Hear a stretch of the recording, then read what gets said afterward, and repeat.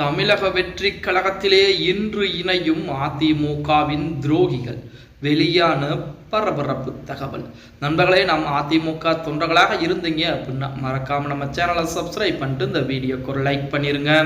அனைத்திந்திய அண்ணா திராவிட முன்னேற்ற கழகத்தை பொறுத்த வரைக்கும் நாம் அனைவருக்கும் தெரியும், 2026 சட்டமன்ற தேர்தலில் தோல்வியை தழுவி 3ஆம் இடத்திற்கு போயிருக்கிறது. ஆனால் அதிமுகவிலிருந்து நாளுக்கு நாள் மற்ற முக்கியமான தலைவர்கள் பூராமே தமிழக வெற்றி கழகத்தை நோக்கி நகர்ந்து கொண்டிருப்பது அதிமுகவுடைய அழிவு பாதையை தான் காட்டுகிறது அப்படின்னே கூட சொல்லலாம். இதுலையும் குறிப்பாக சொல்ல போனோம் என்றால், அதாவது அதிமுகவிலிருந்து வெளியேறக்கூடிய நபர்கள் அனைவரும் சொல்லக்கூடிய ஒரே ஒரு பதில் என்ன என்றால், அதிமுக திமுகவுடன் கூட்டணி வைத்திருக்கிறது. திமுகவுடைய தயவால் எடப்பாடி பழனிசாமி முதலமைச்சராக விருப்பப்படுகிறார்.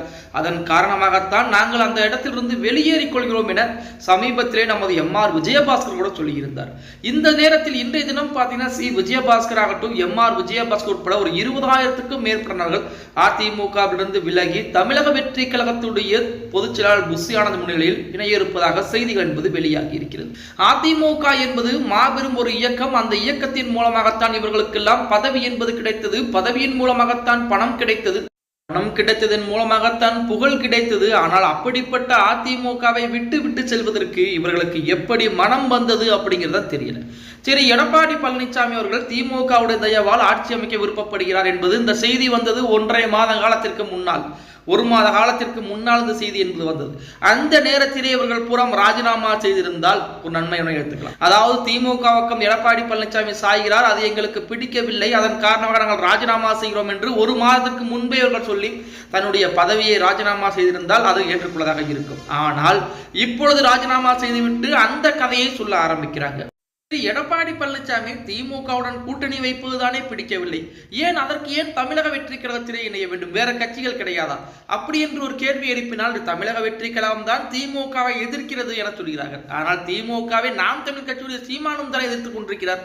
அவர் கட்சியிலே போய் இணையலாமே என்று சொன்னால் அதற்கு பதில்கள் என்பது கிடையாது. அதிமுக என்பது புரட்சி தலைவர் பொன்மனச்செம்மல் எம்ஜிஆர் அவர்கள் மூலமாகவும் புரட்சி தலைவி செல்வி ஜெயலலிதா அவர்களின் மூலமாகவும் உருவாக்கப்பட்டு கட்டி காப்பாற்றப்பட்ட ஒரு மாபெரும் ஒரு இயக்கம். அந்த இயக்கத்திற்கு துரோகம் செய்துவிட்டு போனால் அவர்கள் நிலைமை என்பது எப்படி இருக்கும் அப்படின்னு நமக்கு தெரியாது.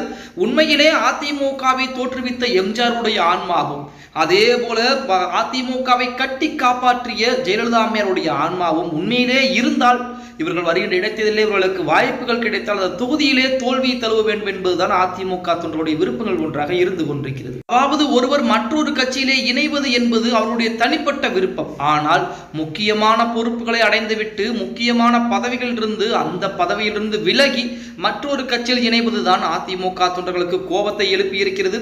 இதை பற்றின கருத்துக்களை கீழே மறக்காம கமெண்ட் பாக்ஸ்ல சொல்லுங்கன்பா. நான் சொல்லக்கூடிய அனைத்து கருத்துக்களும் என்னுடைய தனிப்பட்ட கருத்துக்கள் கிடையாது, மக்களுடைய கருத்தை தான் பிரதிபலித்து கொண்டிருக்கிறது இந்த சேனல் அப்படின்னே கூட சொல்லலாம். ஓகே, வீடியோ பிடிச்சிருந்தா லைக் அண்ட் சப்ஸ்கிரைப் பண்ணிக்கங்க.